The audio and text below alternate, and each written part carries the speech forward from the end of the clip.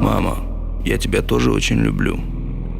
Когда приеду, не знаю, здесь все по-другому. Я очень люблю Россию, но Москва открыла для меня ее совершенно иной. Я обхожу стороной грани стыда и пошлости, которые проникли до мозга костей в ритм этого города. Здесь люди готовы ладить с мерзостью и бескультурием, напополам с испорченностью и грязью. У нас в горах люди живут по законам чести.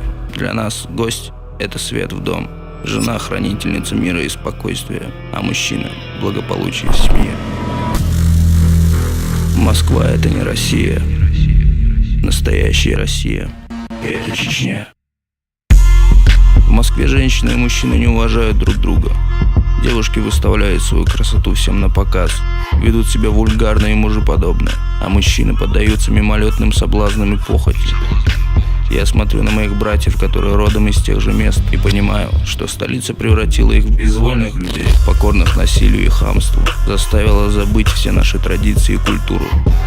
Мне стыдно и больно за то, что они забыли, кем являются и как должны вести себя в гостях. Я очень скучаю, мама. Хочется обнять тебя и прижать к сердцу. Мама, пока я нахожусь в Москве, я буду разрушать стереотипы.